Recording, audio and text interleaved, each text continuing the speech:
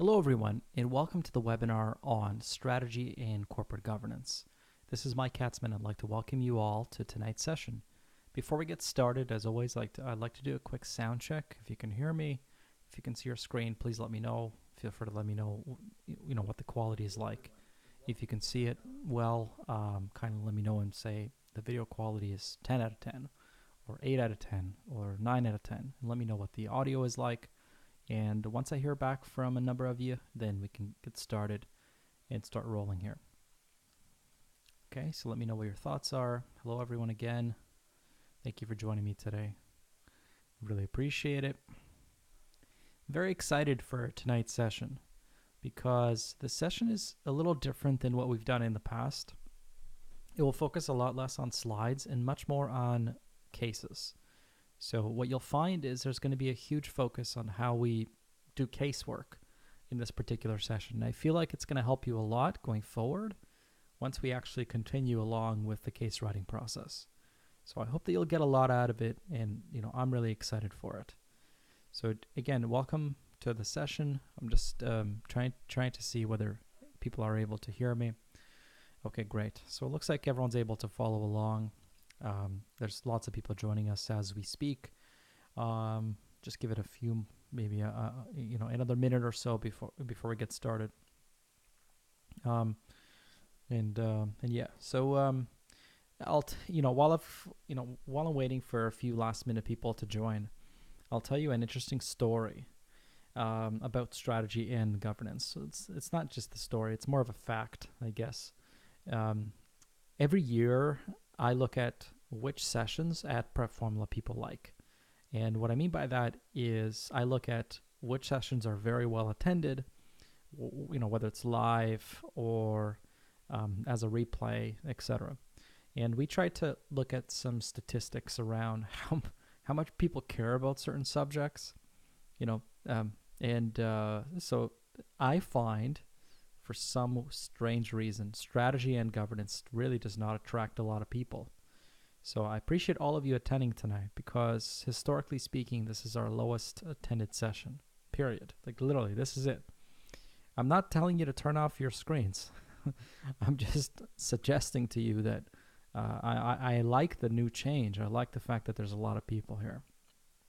And one of the challenges with strategy and governance is, and something that you'll see in a second, and something now that we're going to cover, is it sounds and looks kind of like common sense, but it's often not. And it's fairly difficult to think on your feet very quickly in a situation where you're under stress and you have to put down information. So hopefully I'm going to try to do this in a very methodical way so you have a clear understanding of what's required of you from a strategy and governance assessment opportunity context. Please note, this webinar is very helpful for anyone doing the Core 2 exam, anyone doing performance management as their elective, or anyone writing the CFE for all 3 days. It's also extremely helpful for anyone doing particularly the performance management role, and it'll be really helpful for anyone doing CFE Day 1. Because a lot of strategy and governance kind of translates into other AOs across different days. So it doesn't matter what your general role is on the CFE. So for example, if you're an assurance writer, this is still really critical for you. So I'm just kind of, letting you know. So here I'm reading a comment here from Dustin. It should be well attended. I think it's an area that's hard to do. It seems like common sense, and it's often hard to get your point across. Yeah, I agree. And by the way, I'm suggesting that this is really a critical session for people. Okay, so I'm glad that you're on the same page. It just historically over the last couple of years, I've noticed a trend that a lot of people don't seem to necessarily think that strategy and governance is important, and I want to say it's really critical. So I'm going to change up the way that I've taught this session a little bit. So here's what I went ahead and done. I'll just kind of get started here. So here's a quick webinar disclaimer. Feel free to read this in your own spare time. I'm your session leader. This is Mike Katzman. I'm a CPA educator, previously an independent contractor for the CPA Canada. was involved in the National Marketing Center, previous to that with York University, and then before that with my old firm at E&Y. And I'm going to get right to it. A lot of people often ask me, what can I possibly see in terms of strategy and governance, and what can I potentially be tested on? So before we get to this slide, and I want to tackle this one in a second, I've taken a couple of screenshots that are really helpful. What you'll find is I went ahead and uploaded a slide deck called Strategy and Governance, and it's all available to you under webinar materials. So if you click back, you can download this slide deck. And basically think of this as notes. Okay, strategies, vision and mission statement, what is it, etc. I don't want to go through this. I'll tell you why. I would rather show you how it's applied, because a lot of people feel like it's sort of common sense. So I want to show you how it's actually applied. But just to tell you, this is what's in the slide deck. So if you're going through the session and you're hitting a brick wall and you're saying, I have no idea what this means, just note that I've already uploaded this and you can also view it. I also did something completely different that I've never ever done for a single webinar in the past. By the way, I should have. I can't believe I didn't do this before. Do it. I went ahead and actually provided a recording of something that I did last year, where I actually went through the slide deck and taught the whole slide deck. So if you just want a review of the slides and the technical, I made it available as a video. But for this session, what I'd like to do is actually tackle some cases with you together. So again, just as a walkthrough of what you'll see, vision, mission statement, right? Environmental analysis. We cover exactly how to do it, SWOT, right? Very, very common stuff.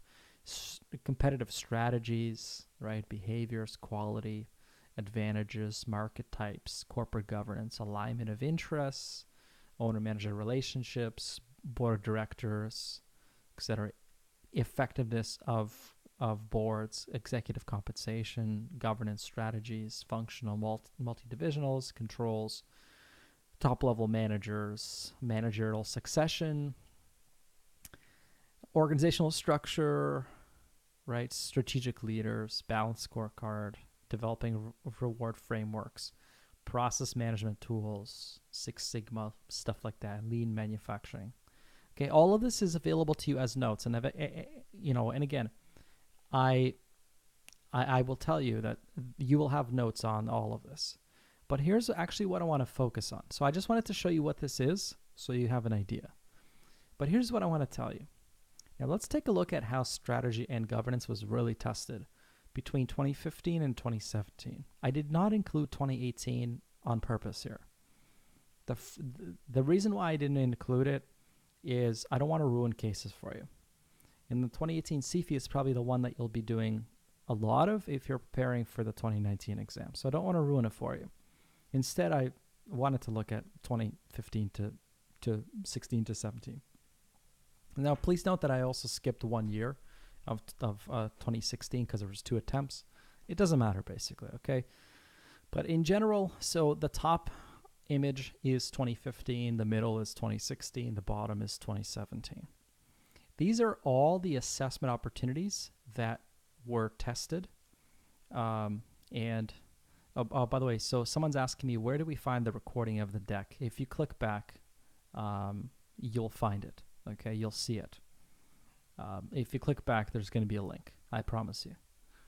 Okay, so you'll find it if you click back. Okay.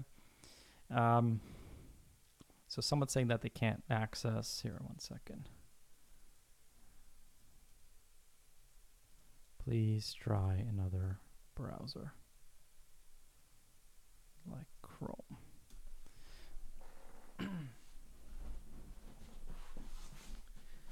Now, can everyone else hear me? Can you let me know if you're able to tune in, if you're able to hear me here? Just want to make sure that everyone else is following along. I can see that someone's experiencing some technical difficulties. So if you're able to hear me, I just want to do a quick confirmation before we get rolling. So if you can hear me, please let me know, and I promise I'll begin right away. across the various CFE questions. And what you'll find here is, by the way, you're probably thinking, what if I'm just in Core 2? Is this relevant to me? Yes, yes, yes, yes. Yes, absolutely. I generally focus on the CFE because, what I like to do is focus on the more difficult part, the most difficult part of the exam. But just to let you know, the CFE is sort of what drives the rest of the process. So if you're tuning in and listening and you're saying, I'm just in Core 2, is this relevant? Yeah, it is. Because all this stuff is kind of rolled forward backwards into the other parts of the process. Anyway, so here's what I want to point your attention to. Strategy and governance is generally tested on day 3. It's again also tested on day 1. Okay, now day 1, there's no breakdown like this ever provided by CPA Canada. So don't ask me for it. I don't have it. Now here's something critical that I kind of want to, read with you. What I tried to do is I tried to post actual pass rates depending on which category people fill into. So not addressed, not, nominal competence, basically not competent, reaching competent, and then competence with distinction. So please note competence with distinction is kind of the same level as competent. It's just broken up for visual purposes. Okay.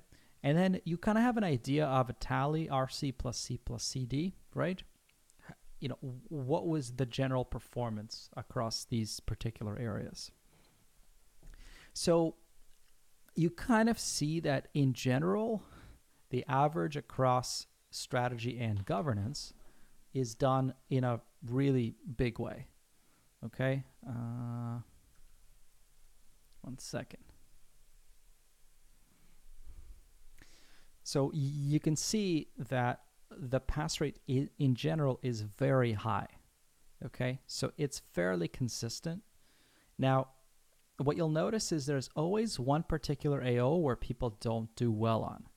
So for example, in 2015, it was this vision alignment, whatever that means, vision alignment, right? And there was actually another vision mission alignment as part of another AO, right? But here we have 97% of people who scored well on it. And here, the third one, we only have vision alignment being 54%. So bringing an average of all strategy and governance AOs for that year to 69% pass rate. Okay, the pass rate consistently seems to be going up. So from 15 to 16 to 17, people seem to be doing better and better and better in strategy and governance, which is good because you want to. Strategy and governance could be very easy if you understand it. Now, here's what's actually consistently tested by CPA Canada. Right? You've got mission and vision alignment, cannibalization, which is kind of like a higher level sales discussion. Then you have vision alignment again. Do you notice that in 1 year they tested a vision and mission alignment twice? That's crazy to me. So then we go to 16, outsourcing qualitative. So see, qualitative kind of discusses more about strategy and what happens, right? Pros and cons of strategy. And then we have overall recommendation. So I kind of find overall recommendation also similar to vision and mission alignment. Right? You have qualitative here. So I would say that in general, these all feel very similar. They all have to do with strategy. And then if we go to 2017, we kind of have a new one here. We have performance measures. And as you can see, performance measures in 2017 was the worst done, assessment opportunity on the exam. Does everyone see this? Performance measures under 2017, the bottom graphic, was the worst done area. Now, performance measures is also not quite something that's directly strategy and governance linked. It's more of a performance management topic. It's more something even linked to, management accounting. What in the world is it doing part of strategy and governance? We'll see that in a second. Then we have ebook versus printed. Ebook versus printed. So some kind of I almost see that similar to cannibalization, right? You might have, strategy being picked one way or another. So it's like a pro and con, similar to The second one is part of 2016. And then you have values and goal fit. Values and goal fit sounds exactly like mission and vision statement. Okay, and then we have SWOT, which, by the way, was done really well. So do you see what we're looking at? And I'm glad that someone pointed this out. And Dustin is now asking a question. Are the big picture AOs that you talk about part of S&G, or are they a separate topic? In my opinion, strategy and governance captures this big picture stuff. And that's the mission and vision statement alignment. That's the values and goal fit, right? That's kind of the overall recommendation, right? In each of the 3 years, you can see that we're always looking at the quote unquote big picture, right? Mission and vision, overall, value and goals fit. You see, 3 years in a row, we have an overall mission vision statement type of discussion. So what is the chances of you seeing a mission and vision statement alignment on your exam? I'm going to say 100%, 100%. Now, what I tried to do out of all these questions is I tried to take 2 of the worst performing ones. So I took, naturally, vision alignment from 2015, right? The third one, where only 54% of people scored. And we're going to we're going to take up that question in a second. Okay? And then I decided to look for something completely different, and I decided on performance measures. 76%, the worst done in day 3, 2017. So I took performance measures because it was different, it was weird, it was not something that you would have seen, right? Because everything else you kind of probably would do fairly well on, right? I expect you to nail SWOT. I expect you to know SWOT so well that you're not going to, you're not going to struggle with it. Same with overall strategy, same with value and goals fit. That's the same as, vision and mission statement, right? So generally speaking, we only have a couple of areas that we can be tested on, and I want to show you exactly what those are. So anyway, instead of going through and looking at, what is strategy, what is competitive advantage, and all the stuff, what we're going to do tonight is we're going to tackle a couple cases. Is that okay with everyone? I just want to show you kind of what we're going to do. But by the way, sorry, my file here isn't working for some reason. Sorry, you're probably seeing a black screen right now, folks. Don't worry. I'm just going to reload it. My apologies. Something is off about my screen. It was working 2 seconds ago. I'm still here, I promise. Okay. So on your screen now, you should see a breakdown. You should see kind of, you should see a really nice, clear case. And we're going to start with a different case. We're going to start with this one. We're going to start with Catwill Lodge. And that's basically this vision alignment stuff over here. Okay? Does that make sense? So this is going to be from 2015. Now, has anyone ever seen this case before? Just before we get started. Has anyone ever tried this case before? Just want to get a feel for it.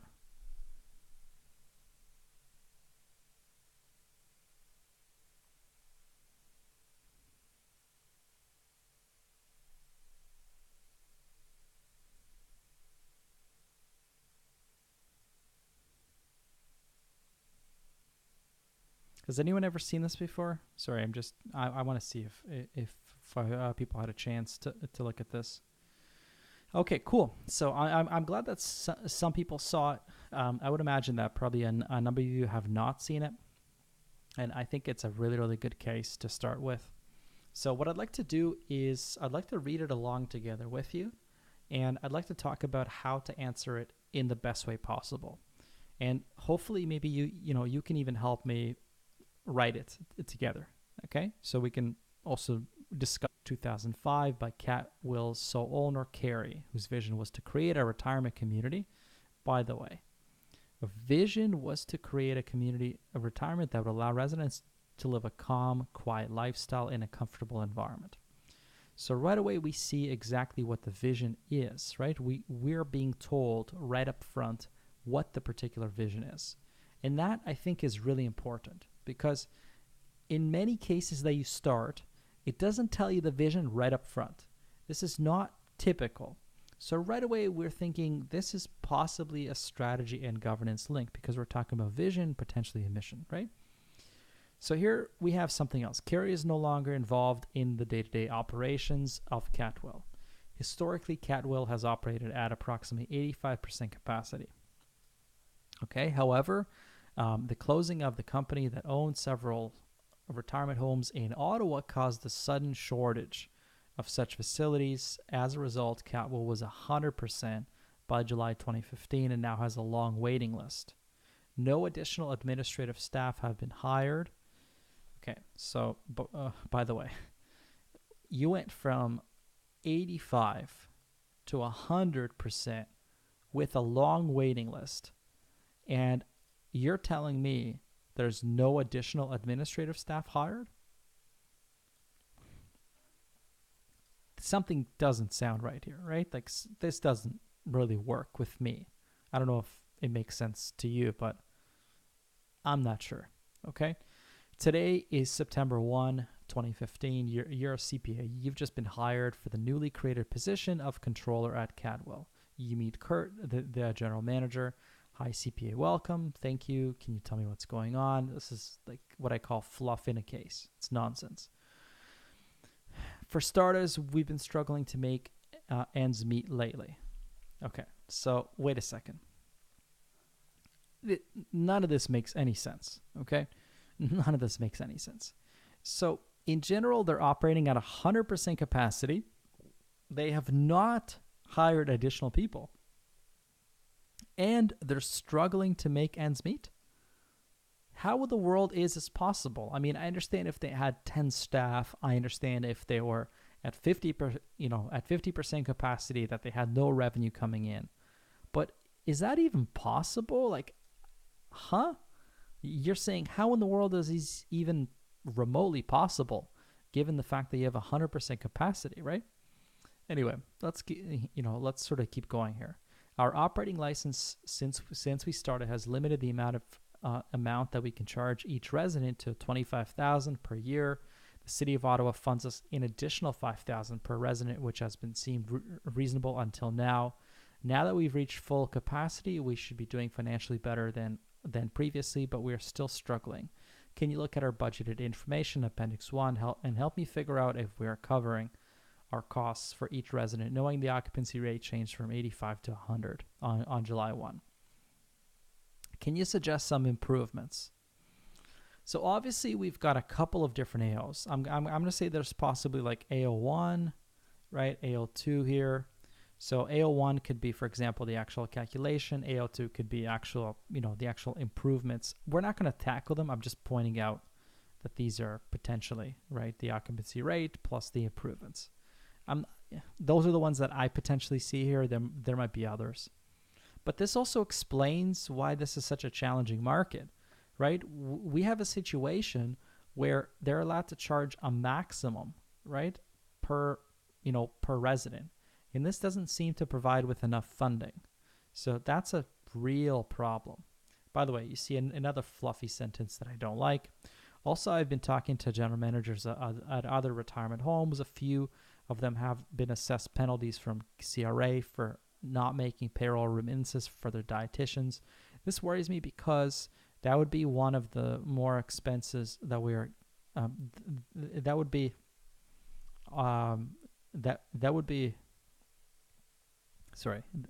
this makes me worried because that would be one more expense and we are tight on cash.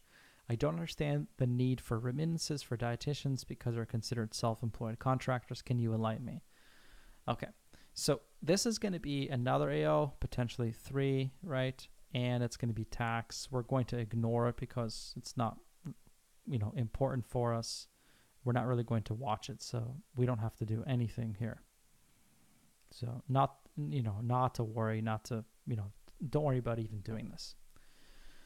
Okay, I'm contemplating building a new wing. Okay, so contemplating building a new wing. Let me just kind of highlight this. It would increase our capacity by 40 beds. So it would be like not total to 40, but plus 40 beds with this new wing. The wing will be very different from the rest of the lodge, and it will cater to seniors who are more physically and socially active because there will be rooms for exercise classes, late night dancing, among other things. Because no nursing services will be offered in the wing, the 25,000 restriction on residents won't apply. The city agreed to continue to provide us with 5,000. So finally, they might be profitable here, right? So this potentially is a solution for profit, right? Solution. Sorry, you probably can't see that. Solution, right? There are two options to finance the operation. By the way, this is another AO here. I'm just going to point out what it is, right? You probably have to do AO for AO5 for quantitative and qualitative, right? I haven't shared my expansion idea with Carrie, as I'd like to propose the financing at the same time, so then we have to provide.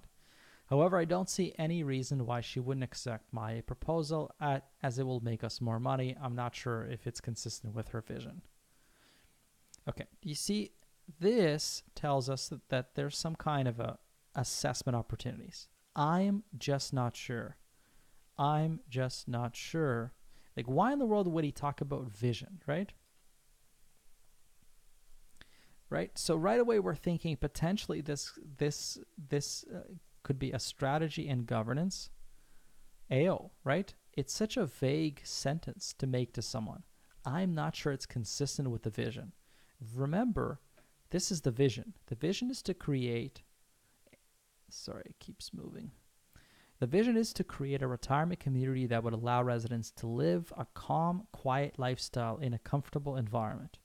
How in the world is dancing, late night, exercise classes calm and quiet, right? It sounds more like you're living in a gym. So I'm not sure that it's consistent. I agree. In order to start moving residents in by 2017, construction would have to start by early 2016. Can you let me know your thoughts on the two available financing options from both a quantitative and qualitative perspective, right? So we already covered that. Finally, if you see any improvements to our financial processes, so this could be another AO. It's been crazy lately with extra residents, etc. Okay, so far I'm identifying about 7 AOs here, right? That's sort of what what you've been told. Now, my question for you is, after reading up until this point, so here, let me just write a quick question. After reading up to this point, do you feel like the values are met with new expansion idea? So let me give you approximately 2 minutes, okay? Please take a look and let me know what your thoughts are. I'm curious to understand whether you feel like we're kind of, we're on the same page or not.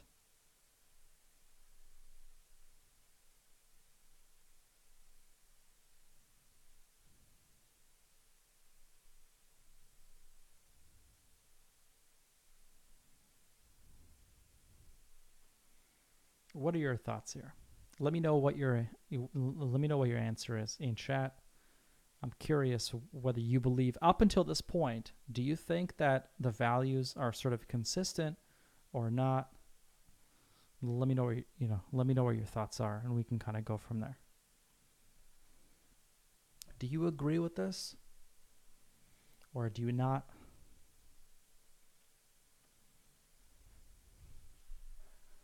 Anyway. So again, I just want to quickly go up here for a second, right? We have a situation where the vision originally was set to create a retirement community that would allow residents to live in a calm, quiet lifestyle in a comfortable environment.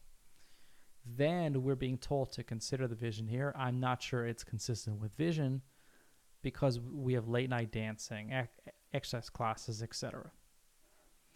So let me see what people are saying. Manpreet says, no, the values are not met with the expansion idea since it doesn't align with their vision. Okay.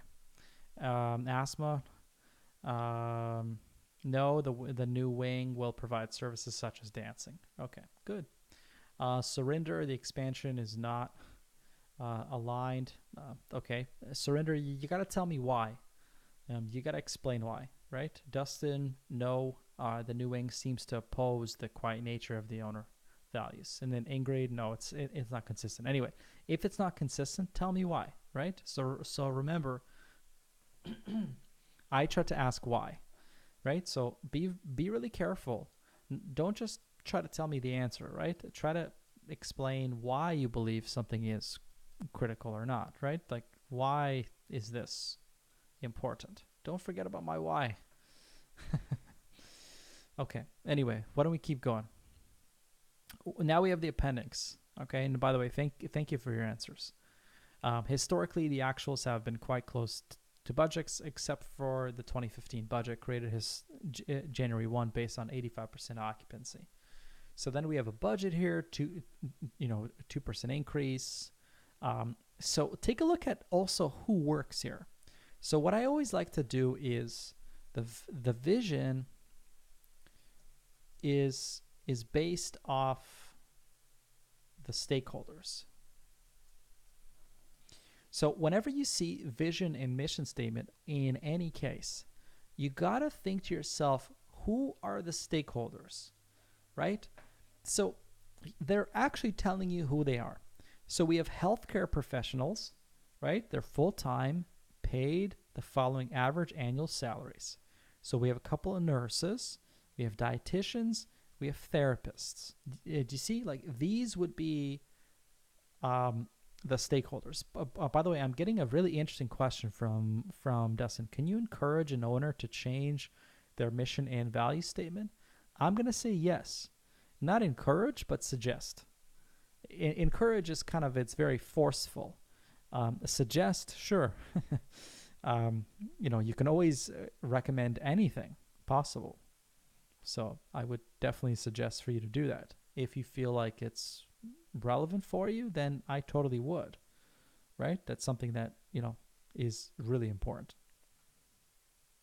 So, okay. I feel like that's kind of pretty good so far, right? Okay. So who are the other staff? We have cleaning, chef, administrative, right?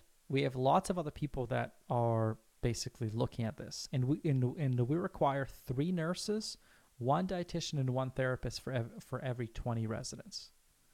Now, so far, do we know how many residents we have? It just says 85% occupancy, and then we saw that the new wing will provide 40 additional beds. But do you see? Like, we don't have any. Oh, yeah, actually, here we do see it. It's 220. That was the original number. Okay, so now we understand, right? Because basically we need 3 nurses for every 20 residents. We need 1 dietitian for every 20. And then 1 therapist for every 20. Right? So you can do the math about how many people are necessary fairly easily here. Okay? And then now you have the administrative staff, right? You have all the other costs, and then other costs like cleaning, food, office, etc. Right? Those are other things for you to consider. Okay, great. So if we keep going here, information on dietitians. So remember, this is the stuff about dietitians. So this is the stuff that is very based off of tax. So I'm going to say, just for this, at the standpoint of this particular case, I would sort of ignore it for now, okay? Because this is very tax oriented, right? And we're not really doing tax. So I'll just say, let's ignore this one. Let's not even read it. It won't be really, relevant for us. And which brings us to the actual expansion. To proceed with the expansion, Catmull will raise $1.5 million in financing. There's a couple of options. Bank will provide the financing in payments of $100,000 over 25 years. And then the bank requires that Catwill's building be used as collateral. And Carey provides a personal guarantee. And then 10% principal repayment per year. Pretty crazy, right? Pretty crazy. Bank requires that unaudited financial statements are prepared the following accounting standards for, based on ASPE, okay? So right away we have to look for financial reporting issues, right? And I think it was like AO6 or something that we, that we picked up on. And then a private investor is willing to provide the financing. The repayment terms are equal to 25% of operating cash flow for 30 years, after which no more payments are required. Catwill has forecasted its 2016 operating cash flow to be $266,000. Kurt thinks this is a great deal because if the cash flow remains the same in the future, the total payment will be a lot less. At the end of the 20th year, the private investor has the option to convert the remaining principal amount to 15% of total shares of Catwill. Okay, and then we have the final appendix here, right? We have the accounting records. There's only one accounting clerk, Susan. So remember, folks, there's like tons of employees, 220 people, and there's one accounting clerk. One versus 220 members plus staff. It's pretty crazy, right? It sounds horrible. To prevent other staff from changing accounting records, no one has access to the accounting system. So right away, I'm thinking this is like poor controls, right? Horrible, horrible, horrible controls. Okay. What happens if Susan wants to take advantage of this, right? She can. Revenues, when a new resident joins Catwill, they are required to provide post-dated checks for their fees for the first 3 months. After that time, check can be received on a monthly basis. Susan spends much of her time chasing after residents for checks as they tend to forget to pay. Understandable if you're dealing with older people, right? This is something that doesn't really make a whole ton of sense.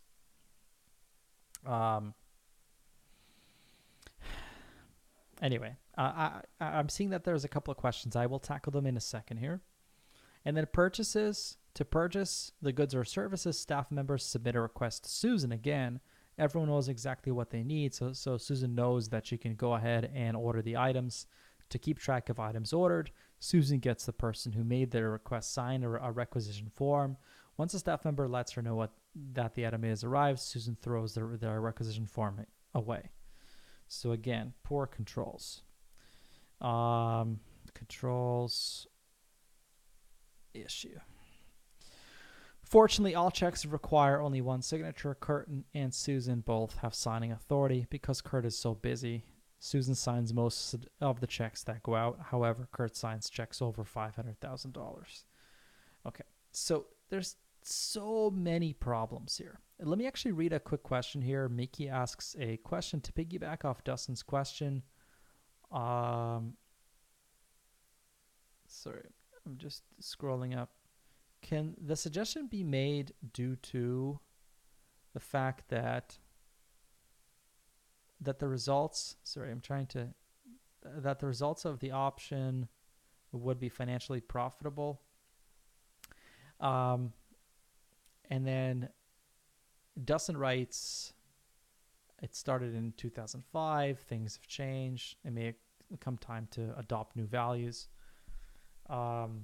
And Mickey wonders whether you have, you're the right person to talk to. So let me just say this.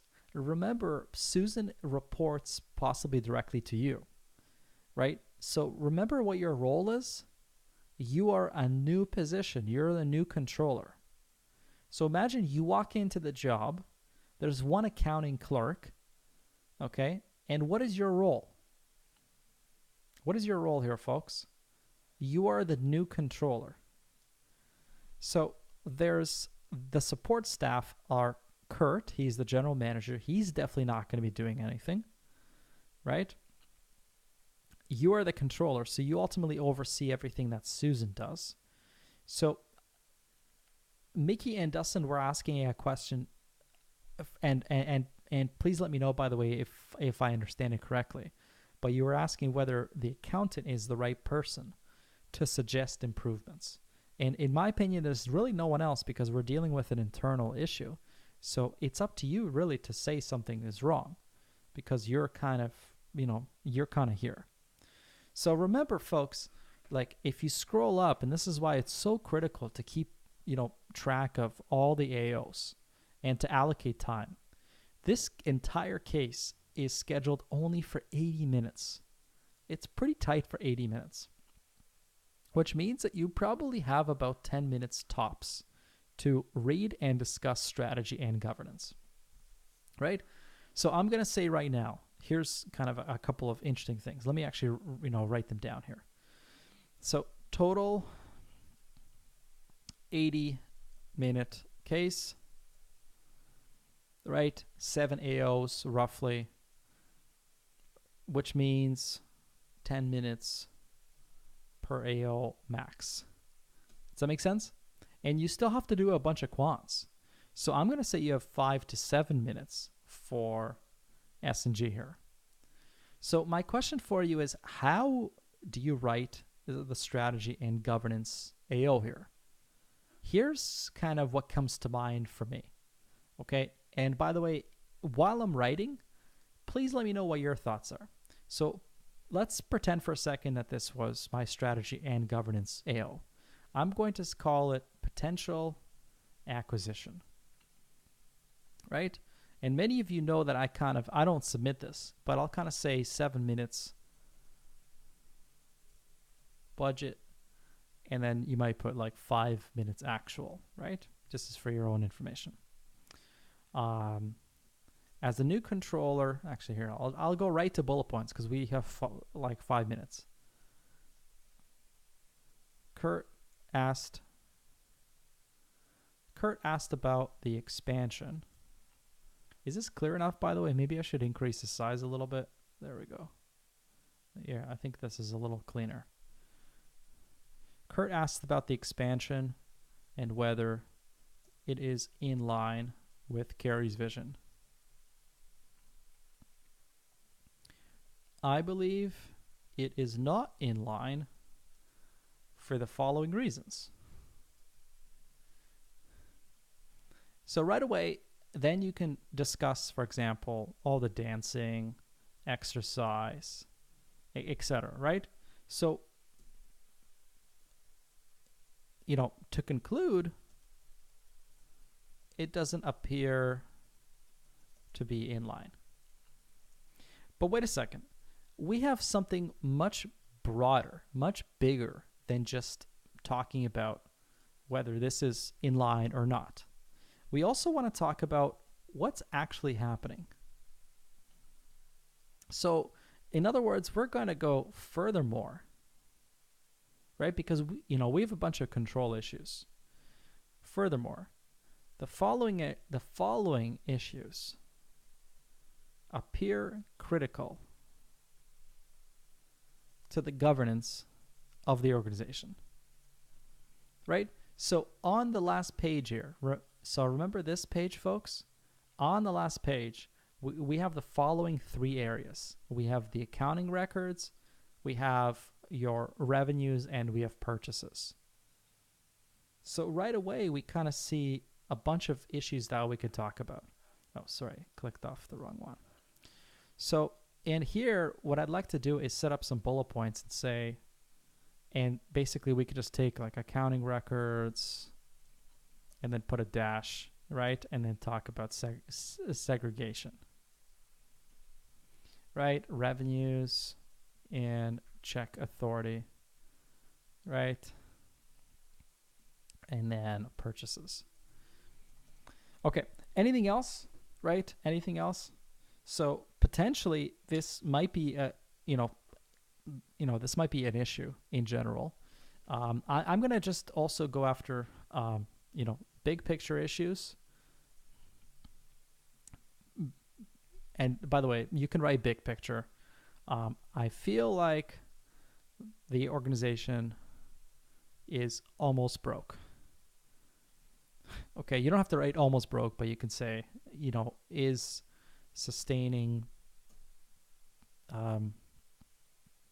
unprofitable circumstances due to the 25K limit, right? Insufficient revenues.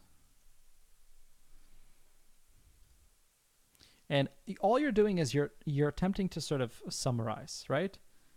Despite the 100% capacity and a lack of internal controls. Maybe, therefore, we shouldn't take on this expansion project, or we should redefine the vision statement. So it's one or the other, because we should either not take on the project, or we should prepare a new vision statement. Does that make sense? By the way, so someone's asking, are you supposed to discuss like procedures here? Dustin, I don't think that there's enough opportunity. I don't think that there's enough time for you to discuss any kind of procedures here, because you only really have 7 minutes. I think what I just did is possible in 7 minutes. This is like a perfect 7-minute discussion. I don't believe that it's possible for you to add anything else. So here's my answer for 7 minutes. All I kind of did is I tried to state, all the big problems, your general vision and mission statement alignment. I talked about overall strategy, and I highlighted some of the problems. Okay, you can fill in the blanks. You can talk about accounting records and segregation, and kind of talk a little bit more about that. But it would be pretty difficult for you to discuss all of this, right? So I'm getting a quick question from Mickey here. Do we tie in the big picture in our recommendation and conclusion, or is it done throughout the answer at the, in the analysis of each AO? Mickey, I always suggest to actually do both. So when you're discussing, for example, each individual topic, there's a reason. You might notice that there's a reason why it's misrecorded. So there might be some kind of intent. For example, the owner might be trying to boost up the value of the company. So they're misrecognizing something consistently, and they believe that it won't be caught. So you should probably talk about it about the like within the analysis, but also further down, you talk more about the big picture stuff, kind of like this, where you summarize all the problems and then you suggest kind of an alternative, a way out. Does that make sense? So that's something critical, and I hope that this case sort of made sense. So remember, folks, there's basically a couple of ways that this can be tested. I just want to summarize this again. Right? There's only a couple ways that strategy and governance can be tested. We just went through vision and mission statement alignment. Okay? And as you can see, it values and goal fit, it happens every year. Overall recommendation again in 2016. So like literally this, okay? This guy over here, this is what you need to score a C. That's it. Just a summary of what's happening.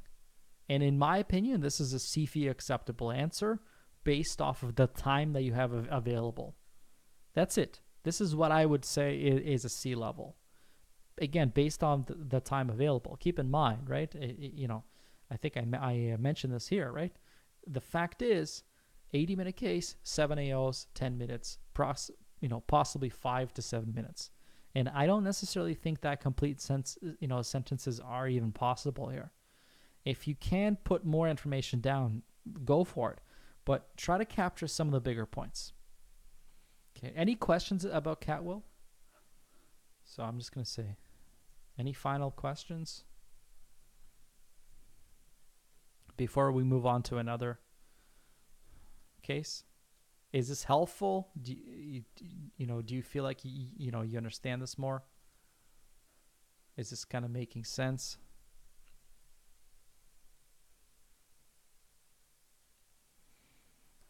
Any final questions here? No? Okay. Good. So I assume that everyone's kind of, great with this, right? That everyone understands, what to do here. Everyone has a really good understanding of how to tackle this case. So we're going to move to something a little trickier then.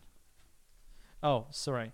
So Hannah, so we don't have to explain what the issues are with the revenues and expenses.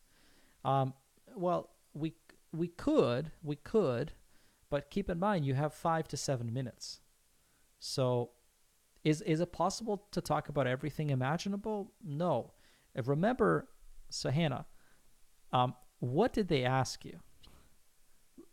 Let's look at the AO very clearly. So the vision is to create a retirement community that would allow residents to live a calm, quiet lifestyle. Here, I'm contemplating building a new wing. I'm not sure if it's consistent with her vision. Right? So we're trying to see whether it's consistent with the vision or not. But we're talking, what we're talking about, in my opinion, this is not necessarily a hidden AO, because we're being asked to consider the vision several times. I'm not sure it's consistent. I don't see a reason why she would not accept that proposal. We're still talking about the new wing. So a discussion over revenue and expense isn't as critical as discussing whether you should build the building or not. So in general, the primary question here, this is what's being asked. Should you build the building or not?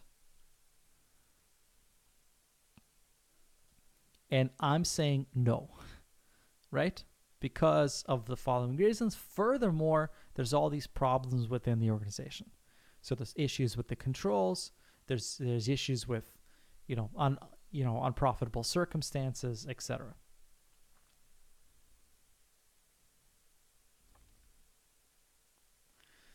Okay, folks. Do you want to try something else? Hopefully we'll have a bit of an easier case here going forward. Because this is a tough one, folks. Like, this one's crazy.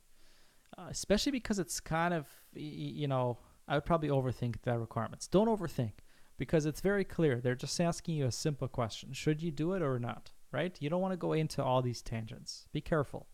Let's look at another one. Again, there's not that many examples of even possibilities of different types. I picked, again, the lowest one in 2017, which is performance measures.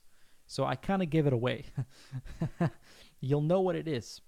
But let's look at it and let's read it together, and now let's look for performance measures. Now, I'll tell you something bizarre, or at least something that I found really, really weird on this particular case. CPA, for some reason, likes to talk about nursing homes. I don't know what it is. Maybe it's like, a case writer. I don't know. Maybe their family, knock on wood, is in a nursing home. I don't know. But in 2015, they had a nursing home question, and in 2017, they had another one. And it just so happens that those were the worst done cases. Is it because candidates don't have relatives in nursing homes and they don't quite understand? I don't know. I don't know what the reason is, but again, the worst case, the worst done case was one that was based off of a nursing home. So let's try it again and kind of go from here. Okay, so now you have another case up on your screen. We'll tackle it again, and we'll discuss. Has anyone ever seen this one before? I just want to see. It's a case called Elder Care Center and Spa. Has anyone ever seen this one before? Elder Care, ECCS. I'm just curious to see how many of you have ever attempted something like this. Let's see what's going on. But if you haven't, we're going to talk about it right now. Okay, folks, let's just kind of jump into it. It doesn't matter whether you've seen it or not. I'm going to talk about it a lot. Okay. When a friend gave up her job to look after her aging mother, Victoria and Isaac Green decided to create a not-for-profit daytime care center for seniors with a mission. Notice, for the questions so far, where we're supposed to talk about mission and vision statement, they throw the mission right up front, right? Do you see that? We see that the mission is being thrown right up front here. Interesting, right? The mission is to provide a safe, engaging space for older adults needing care to improve their lives and lighten their caretakers' tasks. Notice here, I'm just going to jump back to Catwell for a second. Notice that the pattern was the same. So right away, because you know that pattern, okay, in the first paragraph to throw in the vision or mission statement, now we know that there's going to be a strategy and governance AO. So right away, because I already know this pattern, I've seen it before, this is going to be my AO.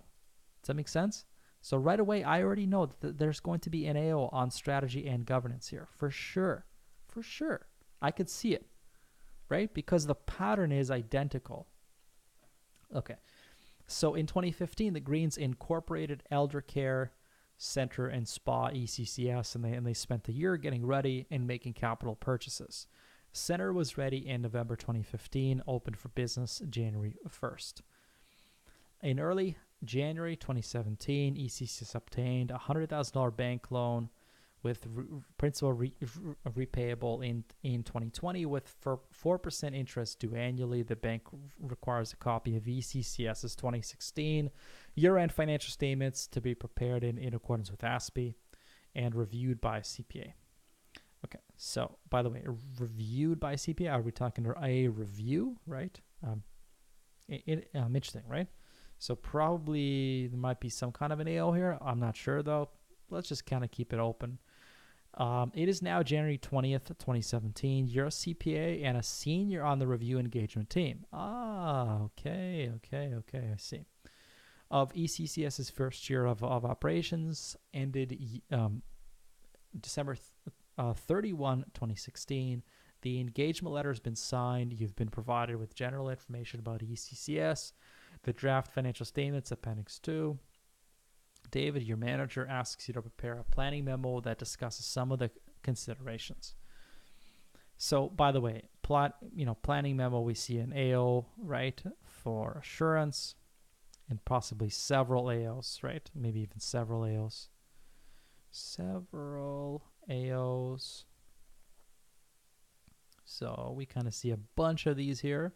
Your memo should address the significant aspects of the business on which the engagement team should focus, which is materiality as well as the core procedures, right? So this is all this stuff. David mentions that the accounting records are reliable. However, there's concern about the accounting treatment of crowdfunding contributions. He'd like for you to address this issue. So this is another AO on FR. David mentions that the Greens would like your help in calculating ECCS's net income for tax purposes for the corporate tax return. They've not filed in 2015. Okay, so AO, again, tax, right? Tons of stuff for you to do. David asks you to prepare a before tax 3-year cash flow. Hey, folks. My apologies. Something just happened to our connection. Something just happened to our connection, and we're back. Okay, sorry. Our connection just got interrupted for some reason, but we are back, and it should be good to go. Okay.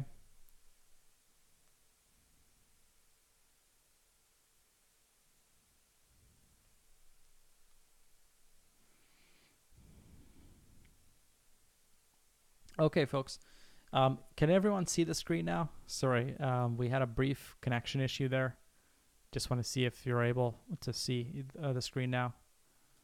Is everyone able to see now? Just want to confirm. I think it's okay. I think we're back. Okay, perfect. Sorry, folks. We had like a blip for a few seconds. Okay, great. So again, I just want to point out that there was an assurance AO here. There's a financial reporting AO here, but it's a small one. It's just crowdfunding. There's some tax stuff for you to calculate, and there's finance, a 3-year projection. Now, please keep in mind right here we see the Greens would also like you to provide performance measures that would be put in place to determine how well ECCS is meeting its mission and values. Wow, this is a brutal case, right? So here's your AO for S and G. Do you see what I'm seeing here? So the mission that we're talking about is to provide a safe and engaging space for older adults needing care to improve their lives and lighten their caretakers' tasks. Okay, and then we want to now understand performance measures. Performance measures. Okay, first of all, does everyone even understand what a performance measure is? We're going to cover this in a second, but this is why it was the worst performing part of this, overall case. And I feel like we're going to have a really good time discussing this. But let's kind of go through it and we'll see what, we'll see where we get to, and we can talk about some of the performance measures that are possible. Okay, so let's, by the way, also prepare a Word document. So here we have a Word document. By the way, it's the exact same one. So we have performance measures. Oh, you probably can't see anything that I'm doing. Look at that. Okay, you kind of have it here. Performance measure. Performance measures. I'm going to increase the size a little bit so you can kind of see what I'm doing here. So we need some kind of, basically what I'm looking for is areas and then some kind of a performance measure. Okay, and then we have an overall conclusion. So in the back of my mind, I'm going to be looking for something fairly measurable. Right? So I'm going to be looking for some kind of an area and something that's fairly measurable. Oh, sorry, I had a quick typo here.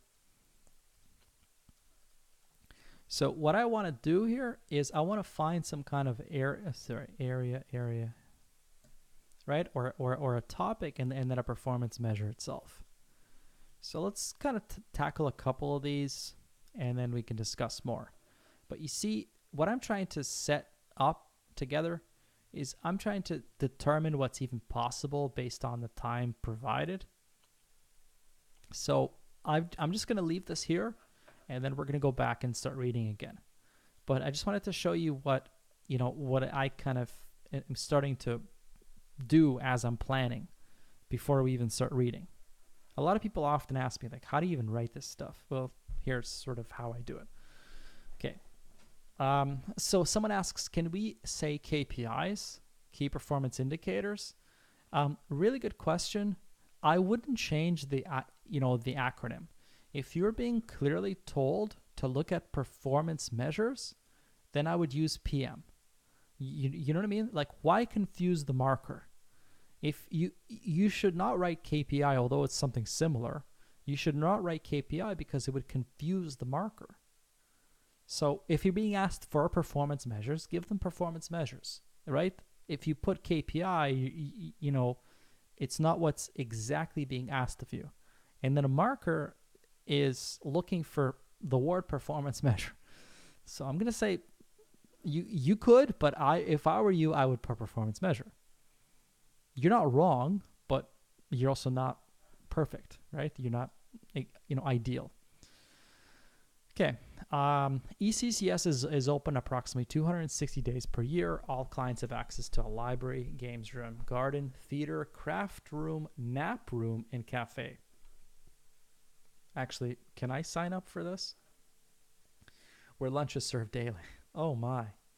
Again, how do I sign up for this?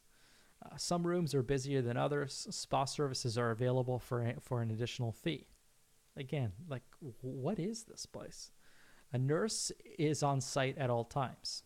Currently ECCS can accommodate 30 clients daily. 20 spaces are reserved for the 20 member clients who purchase an annual membership at $1,000 a month, paid on the first of each month.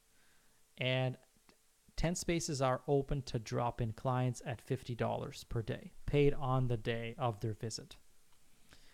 Okay, so we kind of have ideas about who's paying a monthly fee plus drop-in clients.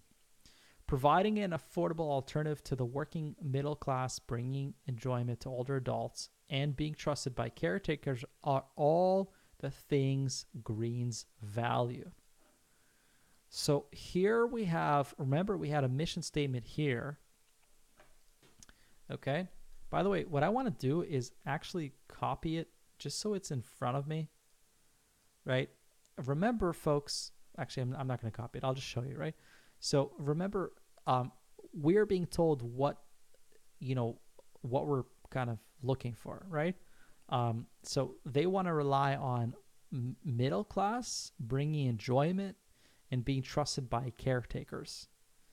ECCS considers it important to cater to clients who need ad hoc care in addition to those needing daily care. ECCS's fees are lower than those for comparable in-home care, and they are lower than retirement or nursing home fees. Okay, got it. By the way, I'm getting a quick question here from people saying, can we say, I think people are still stuck on this PM versus KPI. A performance measure is a KPI. You can write whatever you like. In my opinion, if someone asks you in an exam context to provide them with like performance measures, then you don't have to write KPIs. I would write performance measures. Technically, there's no difference between them. However, you got to go with the same analogy that they're using. You know, it just makes the marker's life easier. I don't know. You can still choose KPI if you feel strongly about it. But I don't like to reinvent the wheel. Anyway, sorry, folks. I know that people seem to be really hung up on this, but in my opinion, just use what's there. They both mean the same thing. So I hope that makes sense. Okay, folks. So, Appendix 2, we have the draft financial statements, right? We have membership fees here, drop-in fees, crowdfunding, etc. They even have some income here, right? So we have advertising and promotion, depreciation, food and beverage, interest, insurance, salaries, etc. Right? So we kind of have a lot of stuff here. What's interesting is that we don't really see rent; we see the mortgage itself. So probably there's some kind of a building associated with this. Okay, and here's some more information, and we keep going here. So all 20 of the full-time annual memberships were sold immediately. Renovations just started at ECCS and are planned to be completed in December 2017 at a total cost of $100,000. These renovations will increase the number of full-time spots to 25 and are expected to have a useful life of 20 years. Drop-in spaces were approximately 60% utilized in 2016, expected it to be 80%.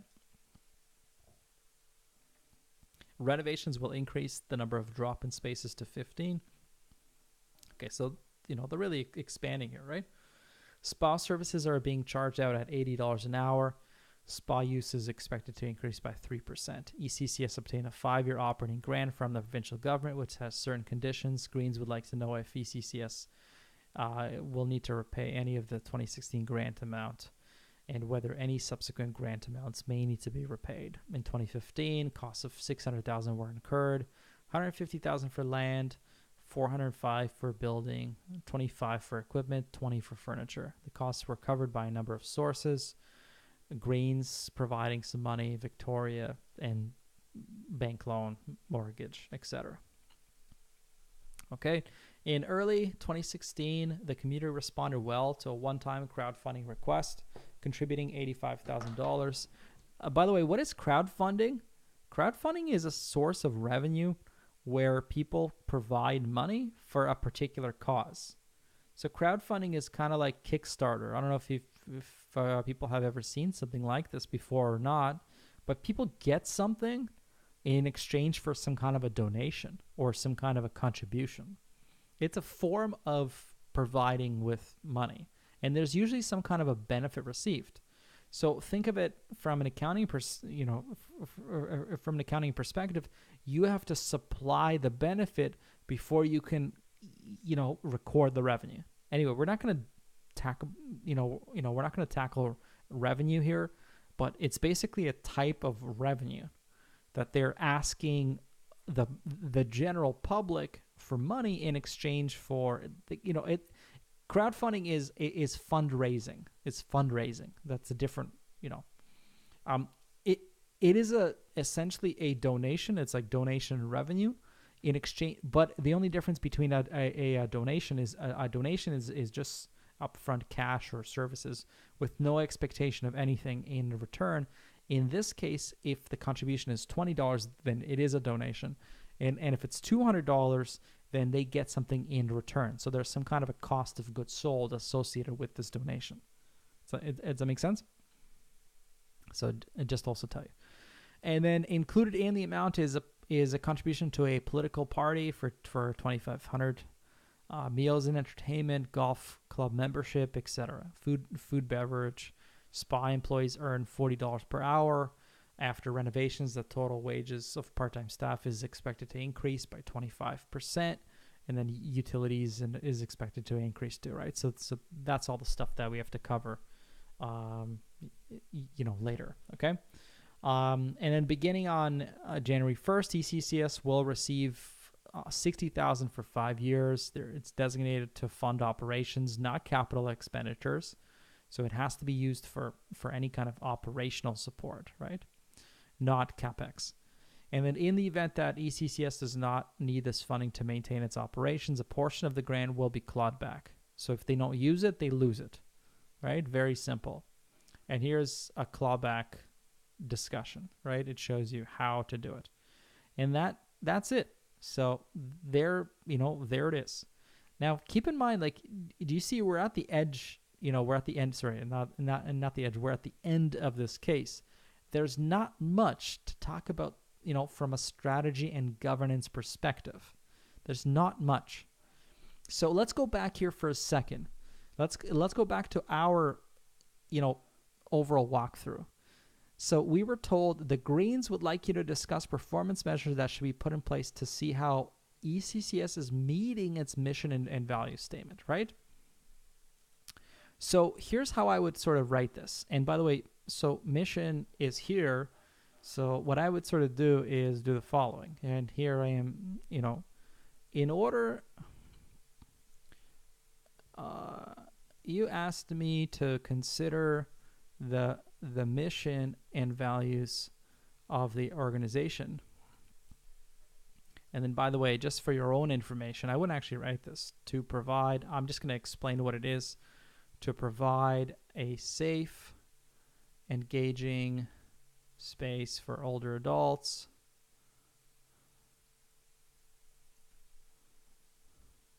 to improve their lives and lighten their caretaker's task. Right? So that's what we're looking at. And plus we had some information here about, some more values, right? So they care about working class, working middle class, enjoyment, trust, etc., right? So I know I'm kind of writing something that's very, I don't have time to finish this, but in other words, basically I'm saying you asked me to consider the mission, thus the relevant performance measures should be based off the values and mission statement. So in other words, if if we take a look at the actual mission statement here again, take a look at which values we consider. So what are values that you believe are critical here? So the first one that I just want to point out in here, let me actually highlight, the ones that I think. So the first one's going to be safety, right? Safe environment, right? We need an engaging space, right? Something that's engaging. For some reason, I can't really underline. And then improve lives. Oh, sorry, improve lives, right? And then lighten load. And then we have this piece on trust affordability, right? So we have trust and something that's affordable. Oh my, right? Oh my. And then, by the way, there could be other things, but they're not necessarily covered here. So you could put other. So let me just say, like, I think it's impossible to cover everything imaginable here, but let's just kind of go safety, right? Or safe. This particular area is going to be here. I'm just going to remind you what we covered: engaging, space, improvement in lives,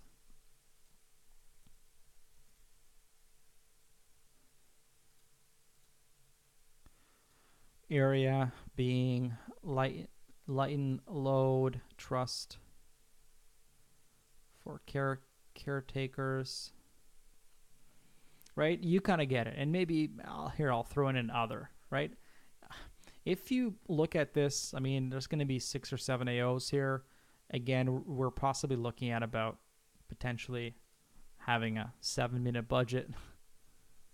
It's impossible to do more than like 4 or 5 of these.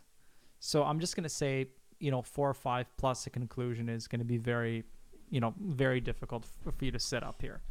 Right, so that's kind of what I'm doing here. I'm simply explaining what the mission and value statement is, and then I'm kind of trying to provide some kind of a quantitative and safe way of doing that. So what are measurable, KPIs or performance measures? And do you need to, by the way, I'm getting a question from someone saying, do you need to, to cover all of them to get a C? I mean, I would do as many as you can in 7 minutes. You don't probably have to cover all of them, but you probably want to cover as many as you possibly can. So you can basically, track number of safety incidents. Limit to 1 per year. Okay. For example, track complaints from customers. Okay, that's kind of an easy one. Track ratios of employees to customers. Right? That's kind of what I'm, what I'm showing here. And if for the engaging space, right? You can maybe say, I don't know. I'm thinking satisfaction surveys. Measure satisfaction through customer surveys. You don't have to do like a lot of these. Just if you think of a couple, you can include them, right? There's no point in doing a whole ton of them. I'm just kind of throwing out a couple of them just so you have an idea, right? For example, let's do one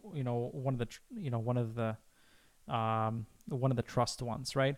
So we can go, what percentage of drop-ins becomes members, right? Like that's like a trust thing. Like if you like the service enough, so it's kind of like percentage retention. And you can say a little bit more about this, right? Occupancy.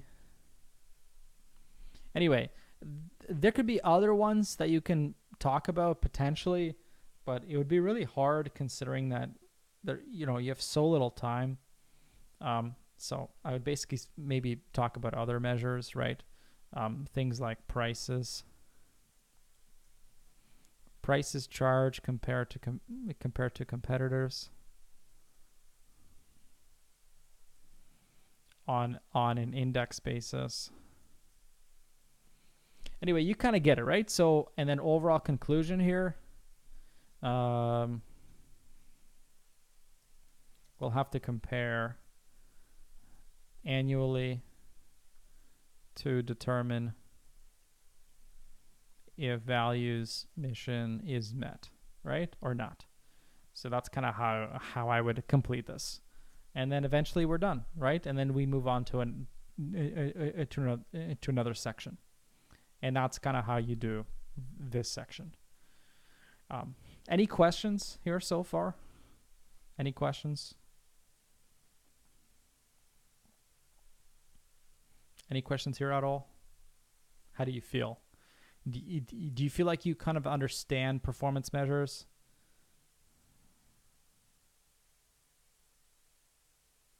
Right. I think this is what's really important, right? I think this is sort of what you need to understand. And the challenge with strategy and governance is it's just such a different competency area. So remember, there's not really a whole lot of possibilities, but all of the times that you find strategy and governance would be areas where things are kind of really big picture. So try to be really careful and try to provide as much as you can. Durley asks, is there a need to expand on those bullet points? Potentially, if you have the time. I like to just kind of do this fairly quickly because I'm doing this live and I'm trying to flip back between, different programs. In an exam scenario, you have more time than me to do this, so you probably would have time to add a little bit more. So, and then Dustin asks, would it be better to do a few points for all or lots of points for a few areas?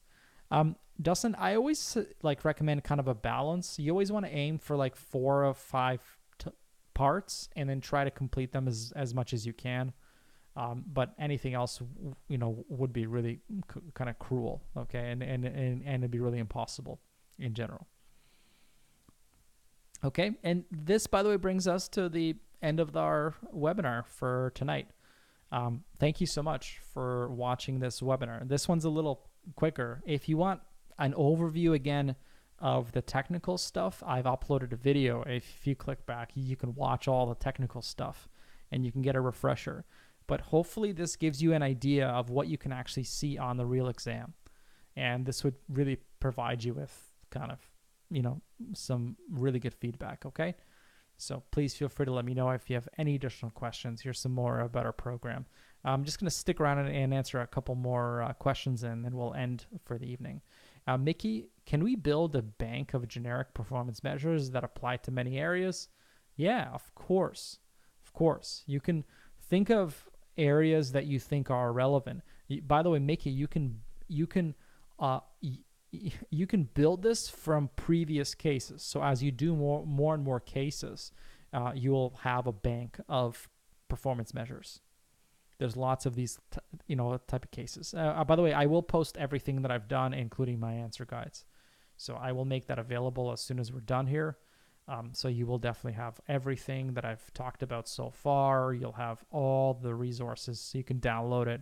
I also suggest for you to possibly, do these yourself. If you have some time available, please don't hesitate to kind of go out there and do it and try it. Try some of these cases. They will definitely help you. And you'll have an idea. Okay. I went ahead and posted everything already. Again, thank you, folks. And, we're going to see you next Tuesday at our next class. Okay. Thanks again, and hope you have a wonderful night. Take care. Bye.